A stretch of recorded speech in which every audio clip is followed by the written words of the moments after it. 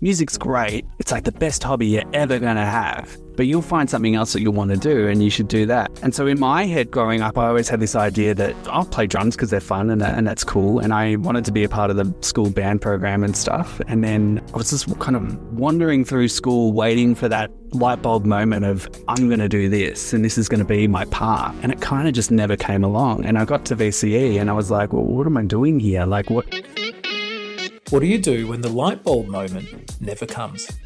When you wander through school waiting to discover your thing, and it just simply doesn't arrive. Our guest today knows that feeling well. Manny Kechayas was the quiet kid who flew under the radar. He put everything into drumming, probably spent a bit too much time on the social side, and finished with a final score he was quietly embarrassed by.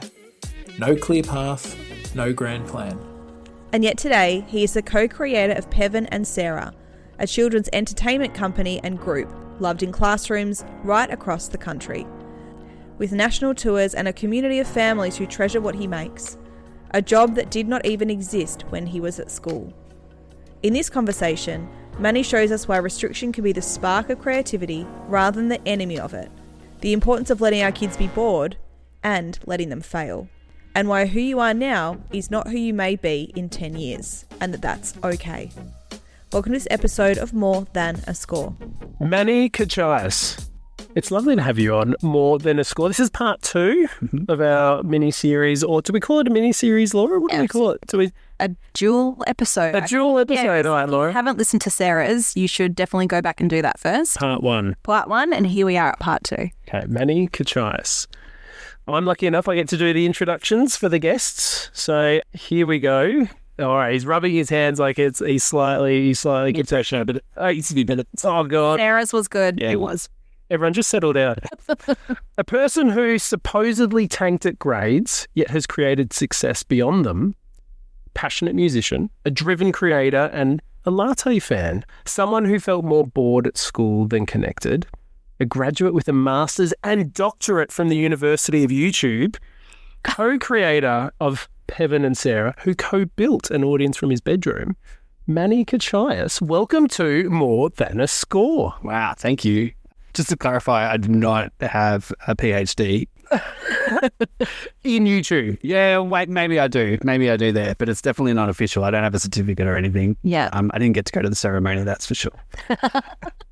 Manny, when you think back to the end of your time at school, question we start with is, were you happy with your score?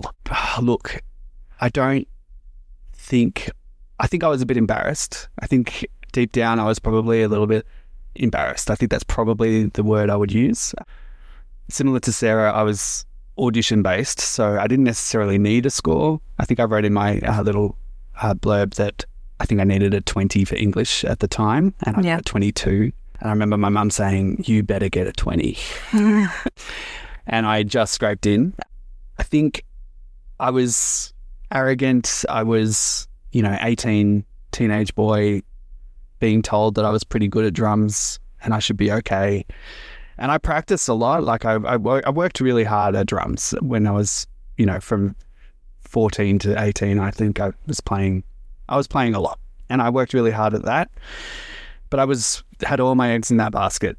And when push came to shove and I got those results at the end, it was pretty bad. I actually can't remember exactly, but I'm happy to talk. I can't remember. It was 2 numbers. It was a 5 and a 6. I can't remember if I got 56 or 65 as a final enter score. You told me 56. Yeah, I'm pretty sure it was the lower of the 2, which is not a great score. And it probably reflected the amount of effort and energy that I put in. Tell them what your mum said when you told her your score. She said, well, you didn't try very hard, did you? Well, yes, but that wasn't about the score. That was about not getting into VCA. But that's a whole other story. But yeah. So yeah, I think honestly, as much as I had that arrogant, bravado, young male attitude, I think deep down, I was a little embarrassed. But retrospectively now, looking back, it really is just a blip and doesn't really mean that much to me now. That answers your question. You did say the classroom was not particularly inspiring. What would you have looked like in a classroom environment? How would you have been behaving in that time?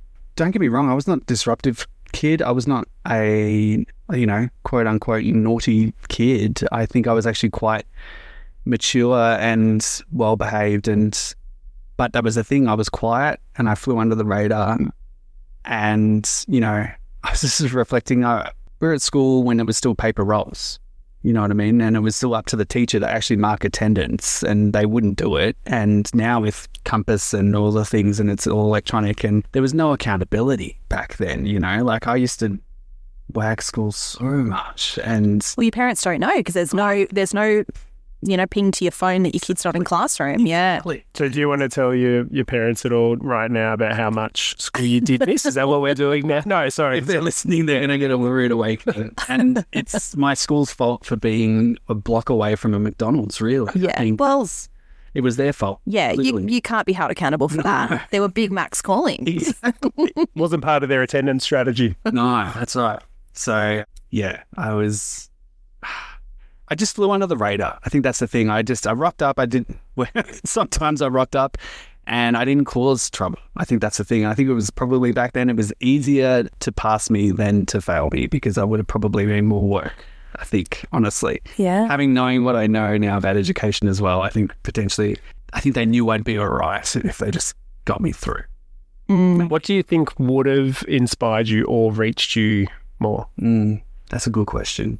I don't know, honestly. I know myself now that I've learnt a lot. I've been able to teach myself a lot of new skills as an adult. Maybe I just cognitively, developmentally wasn't ready at that time, maybe. But I am also I've learned that I'm quite a visual learner. I need to see it. I need to visually watch something and see someone execute something. And then I tend to be able to learn by example in that sense. And when I can see someone do it and I can follow the steps, whereas put a whiteboard or a textbook in front of me and expect me to decipher it and get through it, I don't think I could do that even now today, honestly. I think, I need that exam. I need to see things and then also be a little bit more hands-on potentially, yeah. How important is relevance to you? Because it sounds like whatever you're doing and learning has a direct relevance to where you want to go, where you want to head. Was that part of it too? Have you just kind of I guess we're learning this because you said? Possibly. And having such a big interest in music at that time, nothing really was relevant. So potentially, yeah, absolutely. And I think when I said before I wagged a lot of school, yeah, I did, but I was at every single rehearsal I needed to be. I was at every music lesson, and I was actually at school before school and after school at all of the rehearsals and, band camps and concerts and, all my extracurricular things. I was there. I was actually early, you know what I mean? I was the first kid there, so I think maybe that does explain a lot. Yeah. How important is offering extracurricular things at school? I think it's really important. I'll get on my high horse for a second. I think people talk about sports for community and teamwork, and don't get me wrong, they are really, really, really important and valuable. But I think sometimes the arts get left out for those reasons. I think I learned more about teamwork playing in a large music ensemble than I did whenever I played basketball or volleyball or whatever I was playing.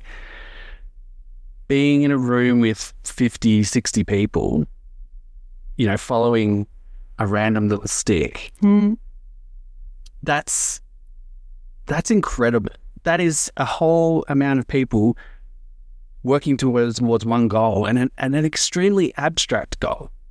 You know what I mean? Like when you're on a basketball court, the goal is to get a ball into a hoop, and there will be obstacles in your way to do that, but that's fine. But it's 50 people now need to make one sound on multiple different instruments at the exact same time, at the exact same volume, or potentially maybe even different volumes and different lengths, different timbres, different sounds. There's a huge amount of trust involved in that process. And so much happens without any explanation. It's incredible. It's incredible. And I think it's really, really valuable. And unfortunately, it's also really, really expensive. And I think it needs a lot of support in terms of funding. And it's really, really challenging at the moment.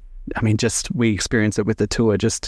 I think we've found in some cases this year that it's been more expensive to get a bus to our excursion than it has been for the ticket to the show.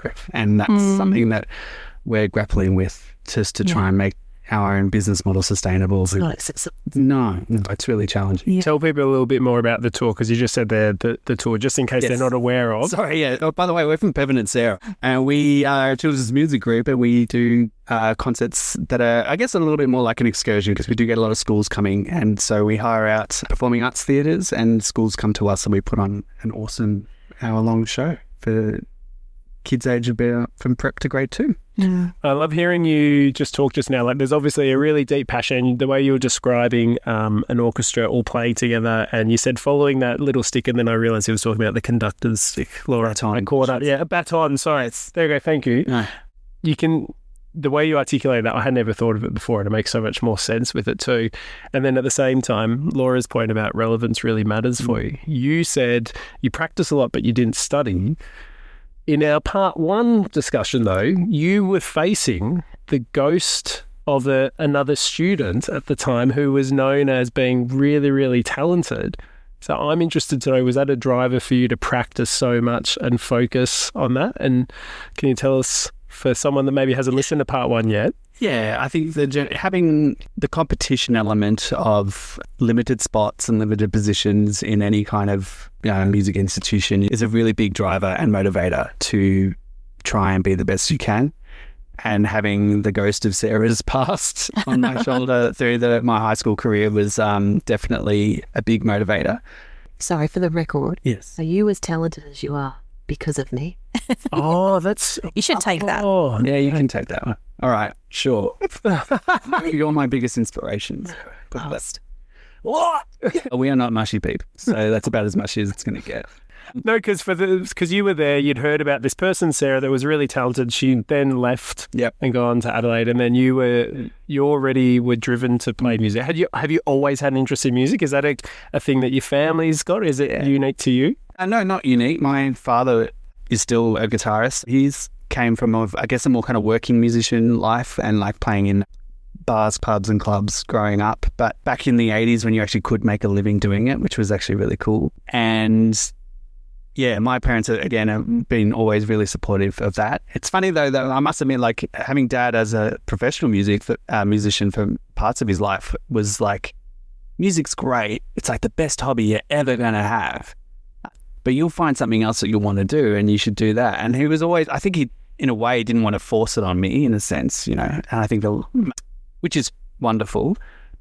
And so in my head growing up, I always had this idea that I'll play drums because they're fun and that's cool. And I wanted to be a part of the school band program and stuff. And then I was like, oh, but I'll just wandering through school waiting for that light bulb moment of I'm going to do this and this is going to be my path. And it kind of just never came along. And I got to VCE and I was like, well, what am I doing here? Like what? I'm not going to class. I'm going to my band rehearsals. Yeah. Maybe this is my path. And I was very open. I'm not trying to say I was like rejecting music or anything like that, but I was very open to anything. And it kind of just never really came along. The conversation you had about the orchestra, and I think it's a really beautiful metaphor to what we value at school and what we're taught to value, which is the quantifiable. Right? But you were already getting this message that maybe success looks different, that I might not get the score, I might not get the baskets, but this thing that I'm doing in community that's creating something really beautiful, maybe this could be success. But it's a really hard thing because we don't often get that message. And we see this often in the arts in terms of value. And I'm an English teacher. I did dance for a long time. It's so subjective that it's so hard to have the piece of paper that says, yes, you are good, because it's based on what we value and what we like. Whereas the basketball in the baskets is, yep, you got 8 done. Yep. So it's one of these really, I just love that imagery of people working together to create this something so beautiful, but you can't measure it. I mean, there are plenty of studies about the benefits of music education. You know what I mean? Like And music therapy. everything. Yeah. I feel like the music education community have been banging their heads against the wall for decades now. But at the same time, I'm also kind of sick of fighting because, like, why can't we just do it because it's good? Why can't we just do it because it's fun? And it creates good memories, which is your objective. You know, like music is good and it's fun. Why can't that be a great reason enough just to encourage people to get involved with it? I mean, we have to do so much justification to help teachers bring their kids to our show. Yeah. It's not enough that, you know, we're touching every point of the curriculum, literacy, numeracy, whatever. Can't we just bring the kids to a performance in a beautiful theatre to experience the arts live? And can't that just be enough? Yeah. 100%. If you think of someone that's listening, they might have a young person, or they themselves might be someone that's bored or not being as engaged at school. What do you think they need from the adults around them? Because we often talk about it's that they're the teachers, they're the adults in the room, or, you know, if you're a parent, you're the adult in the home. Like, it's often on us to make the adjustments. What do you think that they might need from the adults around them to help make that shift? I would say, I mean, I'm trying to reflect on what the positive experiences that I had at that time. And I think it was, I guess, maybe gentle encouragement. I'm sorry, I want to say like gentle, forceful encouragement. From my teaching experience, it's like part of the joy that I found was, even though there might be 25 kids in front of me, there's 25 completely individual humans there, and working out the best way that I can connect with each one of them. You know, don't give up on those ones. You do have to work a little bit harder, and that, you know, it's part of the, I guess, emotional drain of the job, but it's probably one of the most rewarding parts that I took away from being a teacher. So don't give up on them straight away. Try all of your tricks. You've got plenty in there. I think you'll find it. Like, I trust a lot of the teachers that I got to work with, and collaborate with your peers. Talk to the other teachers, find out things that work for them, and try and really support those kids that are maybe disengaged a little bit harder. And I know that's another thing that a teacher needs to do, but it's really important. I think they just need that. I just think the ones that I noticed took the time with me resonated the most, I think. Yeah, when I was in school, we used to often talk about reaching out, like what you're saying. So reach out to your peers, and we used to talk about trying to catch kids at their best. So we try and reframe, instead of, we had a staff member or a colleague saying, you know, oh, that kid, you know, oh, Manny, he just never learns, or he's never here. Yeah. You know, instead say, so when he is, what is it? Like, or when he is engaged, like what's happening, what's occurring. So then they just start to focus on the way that they can get the most out of them as well. And I think my year 12 English, I got a 22 in English. I didn't do very well. We had to do a spoken, like a speech essay about something. But like, he just said, you can talk about whatever you want. You know what I mean? Like, and at the time I was like, well, that's a bit lazy, or like, what's the purpose here? But then like, of course, I got up and I talked about drums. And it was, I think it was one of the best things that I ever got to do, because I was given some agency and I was able to choose what I wanted to talk about. Sure, I had to hit some points and I had to do some things, and that's such a basic example. But like, for someone who, that's all I remember about year 12 English. Yeah. You know what I mean? Like, and I got a 22, but at least it was that time where I was a lad, I was given interest, I was given you know, a chance to be myself. One of the best things you can do, I used to do at year 7, because obviously the further up you get, the more restrictions you have, is I would ask, same thing for an oral presentation, you had to teach me something, choose whatever it was. And I'll never forget, a young girl was so obsessed with Justin Bieber back in the day.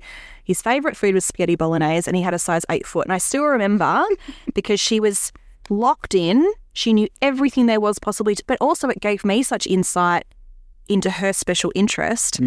And that was without me having to do a whole heap, because she presented it to me. So I think giving kids an opportunity to show you who they are can sort of shortcut some of those. And being aware of what they're interested in, or, you know, like strengths that they maybe have. It sounds like Loz and I often talk about assessments, and sometimes, they restrict instead of giving you the chance to show exactly what you know. I once had, is it okay if I share a very brief story? Is it okay? So I once had a student called, again, it would have been awkward if they were like, no, because then I just... Can you hurry up, please? Oh, yeah. Can you get your dishwasher on to wind me up? No, so I had this boy, I'm going to call him Alfred. His name's not Alfred. And he was the naughty kid in class. I'm doing air quotes too. And I never believe that there's the naughty ones. But the first day that I had him in grade 5, he rolled into the class and then jumped in the air with his arms out and said, "Here's Alfred."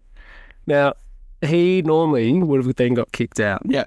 Right? So he was doing a thing to get out.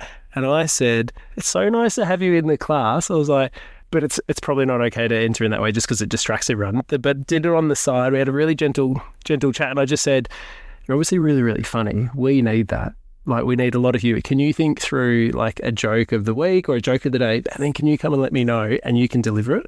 And from then on, had him turning up. But listening to you, the reason that I'm sharing that story is you just made me think of it, because you got these opportunities to shine and do a thing in an area where maybe you weren't putting in the practice or the study, but it came back to you going back to your strengths, your areas of interest, and that set you up. And when you were telling the story about that vocal thing, you're actually beaming. You were. Yeah. As well. I'm interested though, Manny, about these 3 words that you put down when it came to education. Okay. Do you remember them? Yes, remind me.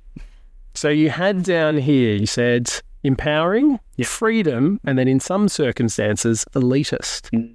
That last one carries a bit of weight. Yeah, tell us about it. Yeah. Now I'm regretting it.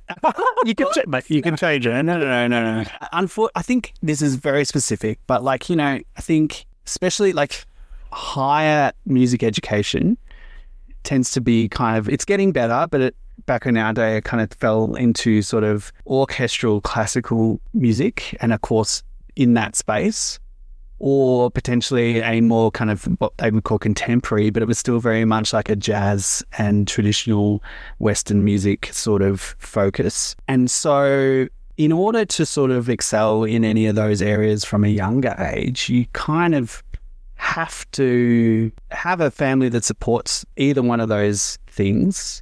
Generalizing, but a lot of the private schools have much better programs around those areas and can support the staff needed in order to let those kind of environments thrive. We were both lucky to get that sort of education in a public setting. And I am speaking very, music-based here, but it is very challenging for everybody to have access to that kind of education. And I think that's something that I'm a little bit passionate about. I mean, I don't have the answers, and I don't know how to fix it. And there is still obviously a very, very, very wide gap in public and private education as well. And I think it's something that is unfortunate and hopefully can get better.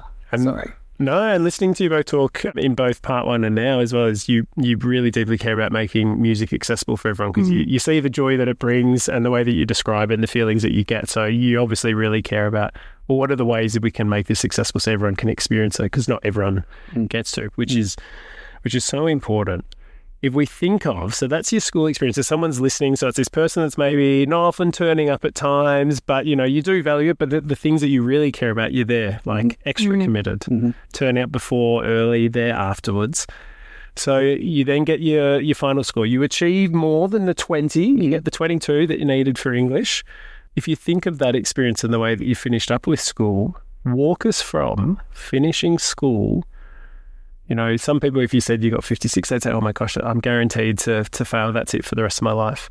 Whereas now you've built and helped co-create this amazing thing, over the last 14 years. Is that right? 14? Yeah. So walk us through from finishing school to today and talk us through the real turning points. Yeah, so finishing school, I guess I was having an audition-based course that I was trying to get into. The score didn't matter that much, thankfully. And I guess I don't take that lightly. And I was more relying on skill and practice and things like that. So getting into VCA was great. I met Sarah at that very first orientation day at VCA. And what was that? Do you both still remember first meeting each other? Yeah.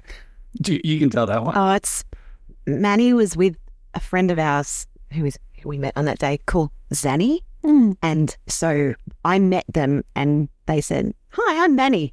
Hi, I'm Zanny." And I went, "What? Are you serious?" Yeah, we were a travelling circus group. That was our stand-up routine. No. That was the original tour. That's right. Zanny and Manny. No. So that was the first time we met. And so you were a little bit like, who the hell are these weirdos? Yes. Yeah. But also I ate lunch by myself on a bench out the front, whereas you got involved with all the activities. We were very different people. We were. Yeah. College was great. Met lots of people that now we don't speak to, but that's fine.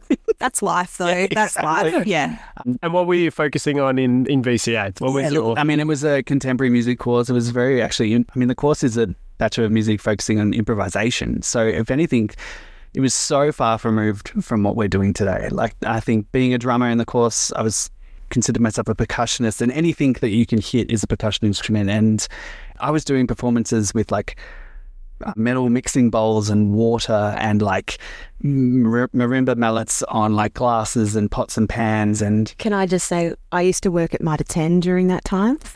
Manny's house was just up the road from my work, and I remember very distinctly, he came in one Sunday when I was working, and he bought, hoping for a discount, I'm sure, hoping for my staff discount, a collection of like ag pipe, like sprinkler, skinny black pipes, and all of the connections. I was like, okay. Next Thursday at uni, he connected them all to his drums and had one that went in his mouth, and then his performance was blowing up the drums so they'd change pitch as he hit them. So like, this is the stuff that we did in uni. Yeah. Contemporary arts. It's really creative thinking. Yeah. so, fine arts, as they call it. And it was, honestly, I look back, because the whole point of I remember the head of the course at orientation day saying, like, we don't necessarily want to teach you how to play a rock song in a pub. We want to get right deep into music and like, how far can we stretch this art form so that when you go and perform rock music at a pub, it's going to be the easiest thing you've ever done. And I must admit, I do believe that we achieved that. Like, we pushed boundaries in ways that were really kind of quite abstract and avant-garde and things like that. But when you get called on a Saturday to do a wedding gig at 4:00 and you've got to be there at 5:00 and set up and be ready to go, all of those extra stresses and things, like, it makes playing Jesse's Girl at 12:00 at night really easy. Yeah. And which is really fun. And we've learnt so much stuff that I just feel like there's this massive toolbox now that when it comes to Pevan and Sarah music, we can just pull out anything and sort of make things happen really quickly, which...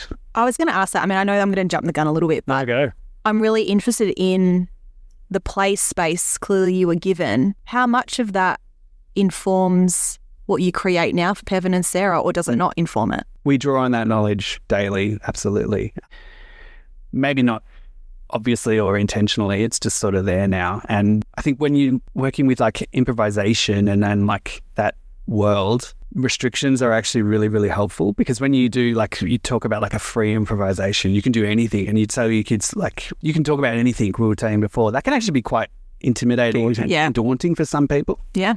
And we used to do classes, and it'd be like, you can do a solo, like a free unlimited improvised solo, but you only can use one note.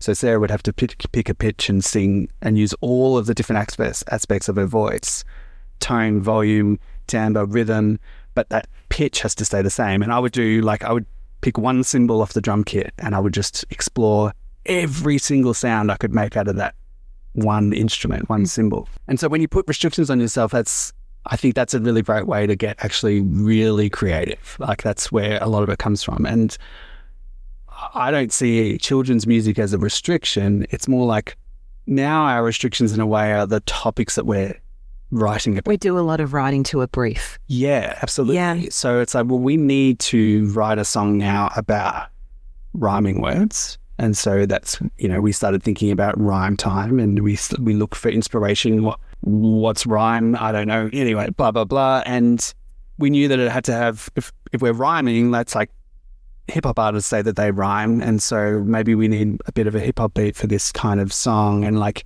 where do we draw the inspiration from? And those restrictions actually help the creativity, and they actually kind of start bringing, that's just a random example. I love it. That's a and great adaptability. idea. Adaptability, right? Yeah. And I can imagine it in terms of teaching too, and you're not going to have a full orchestra.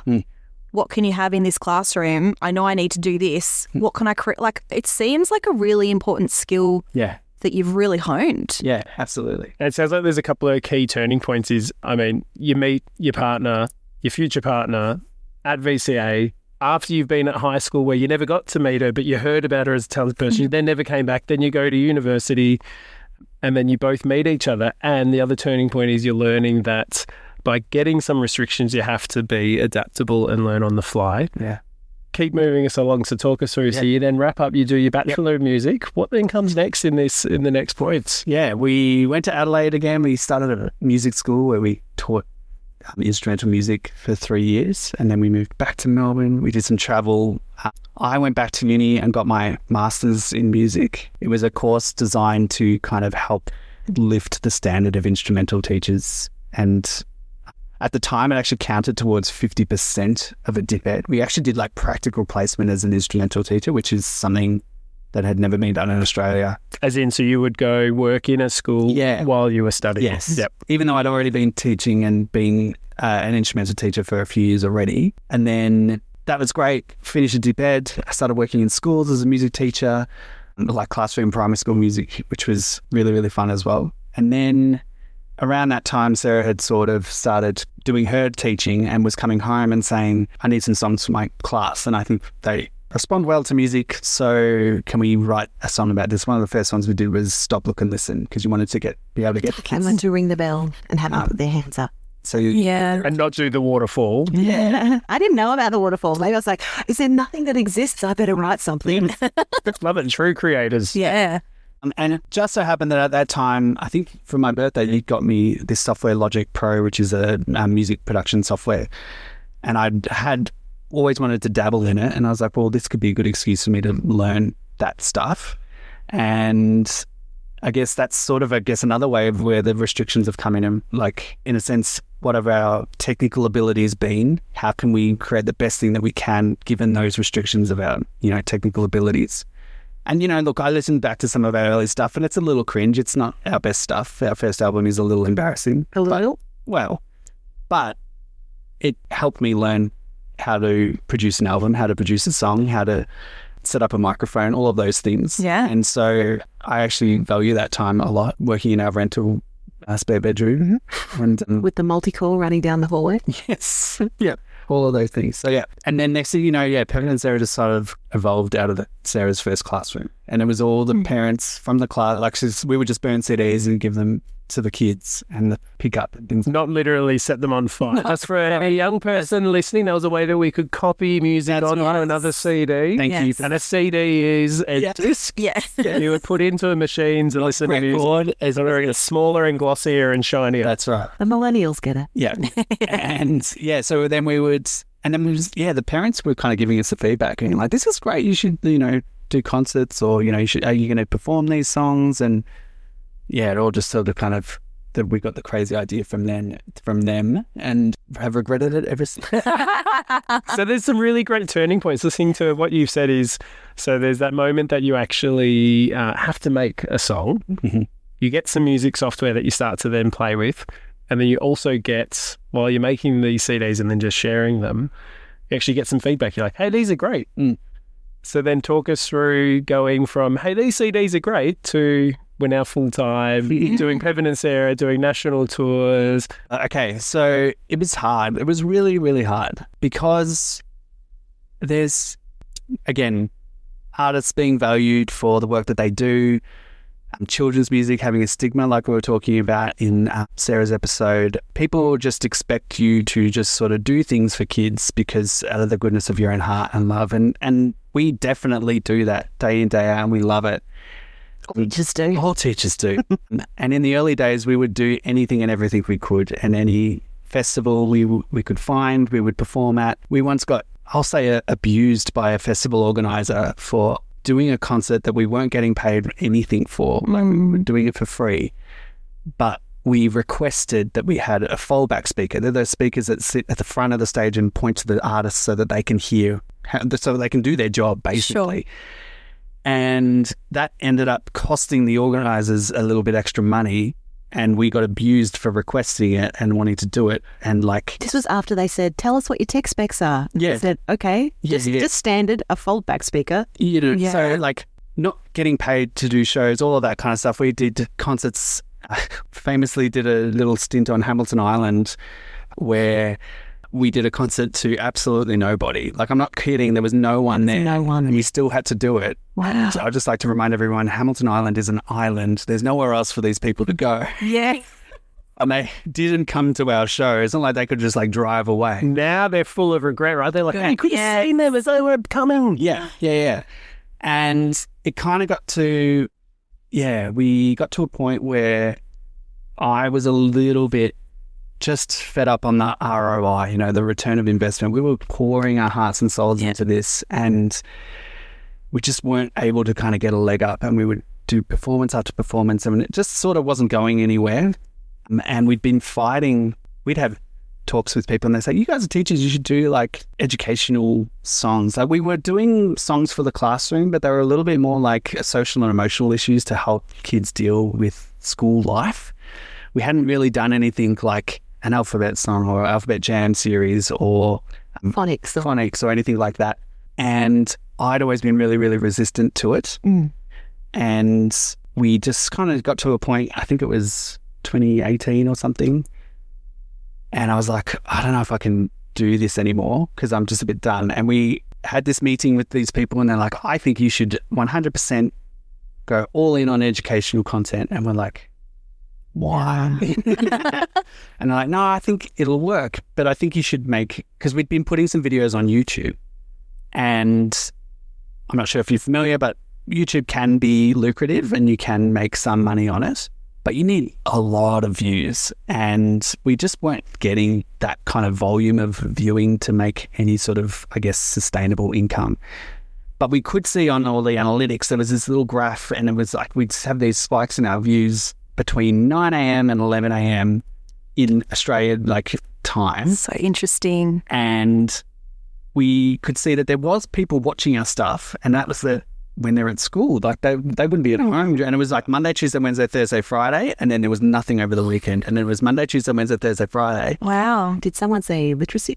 Yeah. And so that's sort of when we thought, oh, okay, so maybe we don't have a big enough audience for that kind of global YouTube kind of fame, but maybe there is an audience there that we could somehow kind of work with. And that's when the idea of kind of creating Cub Club happened, and it was a bit more of a premium, I guess, product of a subscription model, and we just kind of bit the bullet. But I kind of said, if this doesn't work, I think I'm out, because I think this was the last thing. And there was a big risk again. It was a big jump, and we had to invest into it, and I didn't get a chance to stop once we launched. It just kind of took off, and so that was really long-winded, but yes. I mean, it's what an amazing story. I mean, it sounds like underneath all of that, you are super gritty. Like, to be able to continue to stick. I know you said 2018, but it's also important to know sometimes when to stop, but then you backed yourselves to do it. It sounds like underneath all of this is this real grittiness to just continue to do it. I mean, there's a passion too, and Loz and I have spoken in previous episodes about like the original meaning and passion is to do with enduring suffering. You know, so listening to that, there's been a little bit of suffering with it, you know, for the right reasons. Yeah. So what does it feel like when you launch and then it takes off? Fear of what to do next. It's pretty gratifying. Like, it's pretty. Can I just preface with, so we launched Cub Club, I think we mentioned, in the December of 2019. And so we all know what happened. A month or two after that, the world went into lockdown and teachers were scrambling for online resources. Yeah. And it just happened to be that we had this platform ready to go, and we were like, well, here's something we prepared earlier. So in an industry where our colleagues went down, performance went down, gigs went down, shows went down, no one was performing, we watched that fall around us, which was so disheartening because... Really sad, yeah. Yeah, the arts industry died. And yet here we are, we had just had this little bit of luck, and what we were doing boomed. And so it's this bittersweet thing to witness. Yeah, it's a strange thing to say that a pandemic actually has a silver lining in some sort of way. It's a really strange thing to say. Well, I'm really interested though, because the thing that we saw in your pre-pod form is around, you said here, so a full-time student at the University of YouTube is how you describe yourself. Yeah. So given that you've set the scene around all that hard work, all the constant effort, all the travel, all the performances on Hamilton Island with no audience, I guess what does learning actually look like for you these days? And then what are the skills that you have to rely on the most? Well, learning for me maybe 6 years ago looked like me setting my alarm at 5:30, waking up and making myself a coffee and a piece of toast and sitting in our office, putting on YouTube, watching Adobe Premiere and After Effects tutorials from about 5:30 till 8:30. And then, maybe 8 o'clock, and then having a shower. Sarah would wake up, have a shower, and then start working on Pevan Sarah from like 9 till 5. Oh, yeah, whatever. That was on the days we weren't teaching. And that was on the days that we weren't teaching. Yes. And I would watch every and any tutorial I could about how to make video. And given that a lot of the stuff that we do ourselves, in-house for Cub Club is it's called compositing. So we use a green screen and we composite different things on top of each other, and it's really basic animation, basically. And I kind of had to just learn how to do all that from scratch, and I just ate it up. I just loved it. I don't know why. I can't even set my alarm for 5:30 if I need to catch a plane. It was a really weird part of my life. There was this weird, overwhelming inspiration to learn, and I can't explain it anymore. And I think I don't know if I'm having a bit of a relapse at the moment or like my brain, I think I'm in capacity a little bit, and I'm finding I'm struggling taking on new information. Yeah. It's an age thing, I'm sure. Maybe a little burnt out potentially, but Maybe it's all the brain space you saved from high school. maybe that's it. Yes. All that wagging and all that non-learning. Just put deposits in the bank and now you're ready. Well, listening to you as well, it sounds similar to what you did at high school, which was you were all in on certain areas that were applicable and relevant. Loz, you said the word relevant. Yeah. Topics of interest. Yeah. Yeah. I think I'm also the kind of person I think that gets a little bit bored sometimes. Like I got quite good at drums. I got up to quite a high level, and even though I never really had like crazy, like they call them drum chops, like What a drum. like, Just you know, for the person listening that maybe doesn't know, definitely not me. a really crowd pleasing, crazy drum solo that you might see on Instagram, and like that the general public would really kind of enjoy, like Keith Moon style. all that kind of stuff. Although I never probably got there, I knew the theory and the work ethic and what would have been required to get to that point. Right. I got to that point where super, super high level. And once I figure out how something works, I kind of get a bit bored of it, and I go, I kind of need to move on to the next thing. And I thought I was going to be a drummer. I thought I was going to be a career drummer. I don't know, get in a band or cruise ships, or I don't know what I was going to do. And I kind of just I fell out of love with it a little bit. Yeah. Because you do have to love something, I think, to put in that many hours, the 10,000 hours of expertise and all that kind of stuff. I wasn't forced to be there. I was there willingly, and I did love it. But I did find myself getting to a point where I was like, I don't know if I really want to get to that next level. And I couldn't really see what was out. So anyway, then maybe that was it. I just fell out, and I needed to reach to something new potentially. I'm really curious around the video creation. Obviously, you'd sort of seen, I guess, what's coming out on YouTube, but how did you know what you wanted the visual to be? Because, I mean, you've got a pretty clear understanding of what the music is. You work together. You've got some really great skills in that area, but you're learning something technical. How did you know what you needed it to look like? I think, once again, I think that's one. I like to know how something's done, and then I needed to know. I needed to learn how to do that. And I know that sounds like a silly answer to that question, but I needed to work out how that is done before I could do it.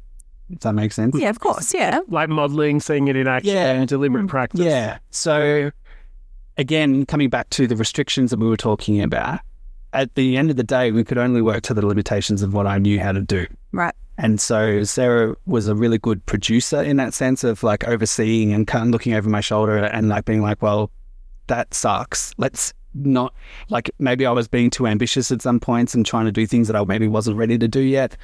Or I was like, okay, well, I can't do that, but I can do this. So maybe we can like pivot and focus on this kind of thing. So I think it's more that prior training and knowledge of working to limitations. And I also don't want to simplify it either, but the whole green screen kind of element of things was cheap and something that you can do yourself and repeat. And so a lot of live action footage is much harder, much more time consuming. Yeah. We wanted to make a lot and we didn't have a budget. And so as you can see in COVID, a lot of people green screened a lot of stuff. Yeah. It was relatively inexpensive to set up and experiment with. Yeah. So I think we just sort of went, let's start there and see where it goes. Can I ask, like, one, let's say, I don't know, 3-minute YouTube clip? What's the time frame on terms of actually building that, creating it, and then having it ready to publish? Like, I know I've taught content creation for me would probably be my worst nightmare because, and I'm not great at it either, but like a 30-second clip is so, you don't realize how much goes beyond it, not just the skill, but the time and how much you have to capture. Like what's the time on all of that? It does vary, but for a long period of time, we were doing one video a month. So, and that includes the song. Yeah. So that's writing a song and then the video on top of that. I think that's really good perspective for people. Yeah. That it's not just we're churning this out. No. Yeah. And not AI, just No. We got better and we got smarter, I think, and we made a lot of mistakes early on and things like that.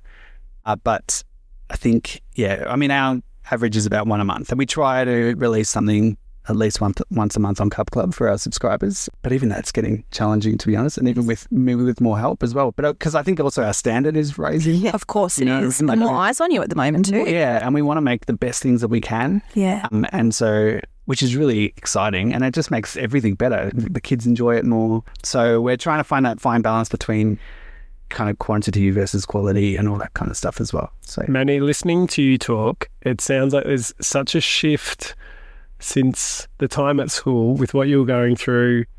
I'm really fascinated to know, what does success look like now for you compared to what for 17, 18-year-old Manny? I maybe wrote it in the pre-pod form, but when we graduated or when we started uni, I can't remember. I think our relationship is the same age as YouTube.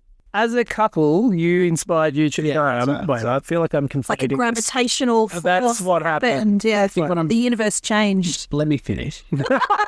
Sorry.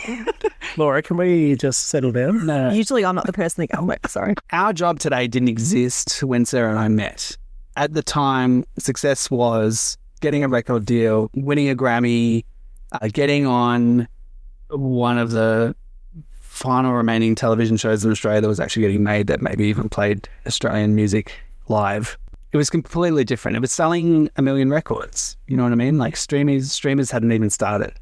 So in this age of, creative economy, we don't know what success is because I think we don't have a playbook. There's no rule book about how to do it. We could go out and we could buy a fish and chip shop and we could talk to other fish and chip shop owners and we could work out how to make a successful fish and chip shop, because I'm sure there's probably someone out there making YouTube videos about how to make a successful fish and chip shop.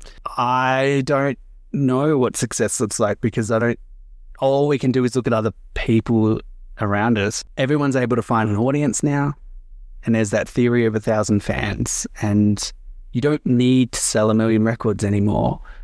You just need to build a community that love what you do and value what you do. I think that's the thing that we've been able to achieve, and that's what I look at as success for what we do. And from like the Manny and Sarah business hats, like that is our number one thing that we want to cherish and value more than anything, is the people that actually bother to take money out of their pockets and give it to us. Like, what a privilege that is. Like, we don't take that for granted at all, and they care about what we do. So we need to work really hard to give them the very best that we can do. Yeah, those positive emotions. Absolutely. Absolutely. So success now, if I was listening correctly, is really about building a strong, tightly knit community for you of people that just love to rock out like our kids do when they come and hear you guys play. Yeah. And then you're aware that you're getting to do a thing that you love to do that's connected to music, and it also gets people feeling really great. Yeah. Can you write that down? Oh, well, it's like, are we recording? Are we Yes, recording? yes, Oh, we are. Yeah. Okay. I'm very mindful of your time as well, but I've just got here, speaking as a teacher, do not be afraid to let them fail. So for the parent listening, tell us a bit more about that and why that matters. From my experience, I've never learnt more in life than from failing. Like, it's just been whether it's spending however much it cost us to get our first run of T-shirts that we got, thinking that we could sell merch at our shows, that we had to buy outright. This was before drop shipping and like print on demand existed, and we had to buy all the T-shirts, and now we still have boxes of T-shirts up in our storage shed. Wow. Like, that was an expensive mistake, but now we know that when we think about merchandise, or we're going to be more conservative, and we're going to think about numbers, and we're not going to be dreaming. Think about the environment. Think about the environment. We're going to do lots of different things. So, like, that's just one example. And I think I don't want to downplay education here. Like, I think school's really good at teaching you how to be a student. I'm not really sure it's really good at teaching you how to be a professional yet. Like, maybe that's a little bit more what university is for, but I think school teaches you how to be a good student, and that's fine, but they haven't actually been a professional yet, and they're going to step out, and they're going to be the first time, they're going to be a graduate or whatever they're doing, and they're going to stuff up, but they maybe make a wrong choice. They're also babies. There's so much time. A mistake at 18, 19, 20 is so easy to fix, I think. Obviously, as long as it's not detrimental to anyone's health or anything like that, but professional mistakes at that age, I think, are so insignificant, and A blip. they'll work it out. And yeah, we often talk schools, like the difference there is, so school's just a place that you go to, but education is, setting you up for something beyond, and setting you up so that it's not just about doing well on the test and the exam, but actually what's going to help you further on as well. I also think we should probably cancel those boxes of jumpers. Yes. So we need to learn from the mistakes. I think this is the first time we've had somebody on who, or maybe Sarah Pound, who's a online cook and food blogger. But again, you didn't know this job existed. We're now in a really interesting time with AI that's going to shift things again. So I think it is, for parents, a really hard thing to work out, which direction do you send your kid? Because, back in our day, most of our boomer parents felt pretty confident that, you get a good education, you get a degree, you get a good solid job, you stay there for 40 years, you are loyal, and that's success. But then we kind of moved into that, and I think millennials got it for a while, and then we went, this is not sustainable anymore, and we're kind of on the fly shifting things. So I think you guys have a really great opportunity, maybe you can both speak to this, to talk to those parents about the fact that your kid at school may be moving into a career that A, doesn't exist, or B, you don't understand, or C, maybe there's no clear pathway for yet. What advice would you give to those parents about supporting this really unclear job market now? And we talk often about, like a career idea versus a job or a role. Like, it's kind of what direction do you want, portfolio, what your advice you would give. I think it would, I mean, we're not parents, but like, I think there's a little bit of desperation for you and me to kind of make this work. Because desperation, important. Okay, write that down. I think what I'm trying to say is that, like, you're very right. Things are changing, but there are always going to be jobs. You know what I mean? There is always going to be a job for someone to do. If the end goal is to self-sustain and support themselves, I don't want to say this like this is option B or like the backup plan. But if that's what they want to do, that's awesome, and I think they should follow that. And I think, but if you know your child and if they have something that does spark joy and does get them excited, I would say to them, I think I would encourage it, especially at that young age, because there are just so many new unexplored opportunities. Like, we can see people making careers out of, Dungeons and Dragons, out of the sewing people that you watch, like all these different creatives that are there. Like, if they want to do it, I think it's really, really possible. There is a path. There is actually a lot of opportunity out there. It's not an easy path. Goodness me, no. Like, it's really hard, but it's not impossible. And I think try to open your eyes a little bit. You know, I mean, I'm nearly 40 and I've just started playing video games. Like, I never had a console growing up, and my friend is like, oh, you should play this game with me. And I thought I'd try. And I had no idea how massive the video game community. Oh, it's very big. It's bigger than Hollywood. Like, there's this whole, like, I'm so naive. Like, there are so many industries out there there are so many different little pockets that they could find. So, And I think also Manny did say, you know, we're not parents, so we would never dream of telling a parent how to parent. But I think, if anything, if you've listened to both episodes, something that's clear is that we had very different paths in school and we ended up in the exact same spot, right? And so I know it's hard to not focus on the fact that perhaps your child isn't reading at a level at which the rest of their peers are reading at. And it sounds so cliche, but I don't think the skills, the interpersonal skills that are important will ever not be important. So things like resilience and giving things a go, learning to make mistakes, being kind to other people. I know it sounds so cliche, but those interpersonal skills and those getting back up when you fail and being supported and confident to try new things, those kinds of social and emotional skills are way more important than anything academic, because as you said, those jobs don't even exist yet. So how can the curriculum really reflect them yet?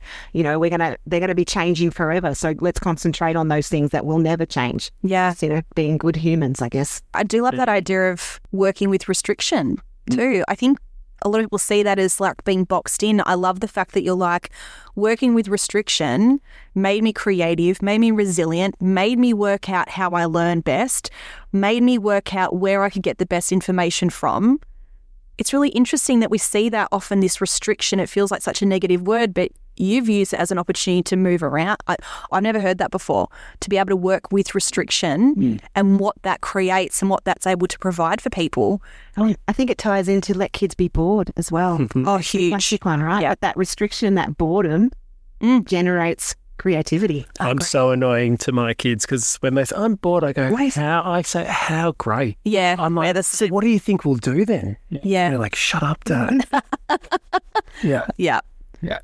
I think all of our restrictions as well come down to, like, it sounds silly to like budget. Like, it comes down to the fact that what you said before. You do the best you can with what you have. Yeah. And sure, maybe if we had a budget when we started, all we would have done is made a bunch of really, really great stuff that got watched by 20 people because we didn't have a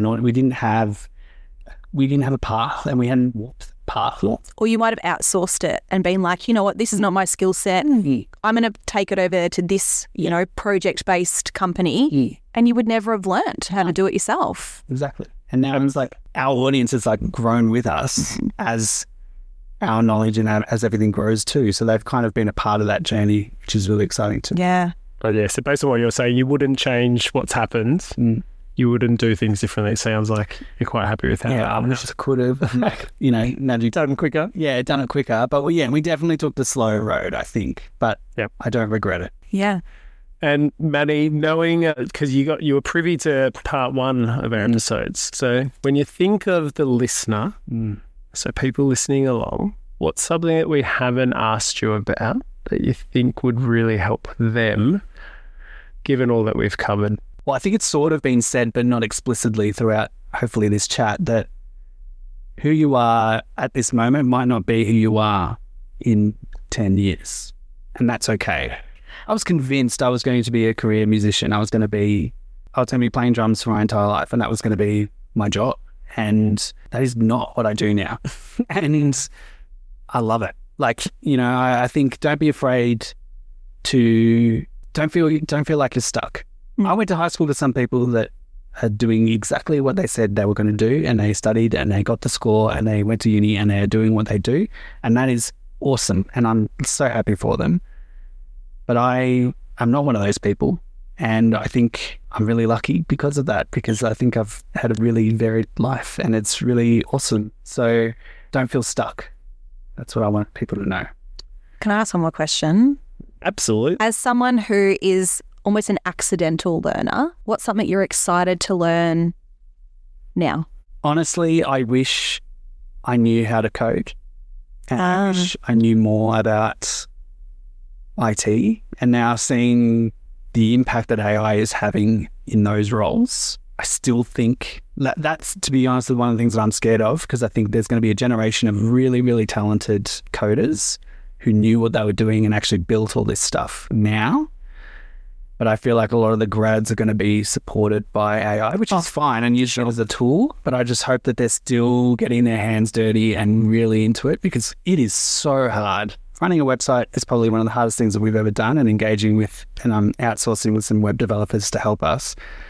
The way their brain works is incredible, and the challenges and the things that they think about. We just say, can you just make this page play this video? And when they hit the start, becomes a favorite for them. That was one of the hardest things we've ever had to troubleshoot. And you just think you just put a star and you click it and it changes yellow and it's fine. And anyway, I'm babbling, but I hope that there are still people learning how to code, not just letting AI do it for them. It's a really, really hard skill, and I wish I knew how to do it. I've got a question that was sort of co-created by my 3-year-old and 8-year-old. Okay. Awesome. So would you consider, you've got a tiger, would you ever consider adding a unicorn to Pevan and Sarah? We might have to ask Pevan. Look, 100% I would definitely consider a unicorn. They would have to audition. And they're not a shoe-in. No. Just because they've got a sparkly horny thing. Yeah. No. But yeah, I'm open to, put us in contact, and we'd absolutely look into getting a unicorn in the show. Dance audition, voice audition. Yeah. Because there was a follow-up. Can they be 3 years old? I think a 3-year-old unicorn is exactly what Pevan has said. Yeah. All right, that's okay. Yeah. All right, Yeah. good. I feel like this may be the new song, some sort of unicorn based. It's Pevan and Sarah and the unicorn. Who's 3? Who's 3?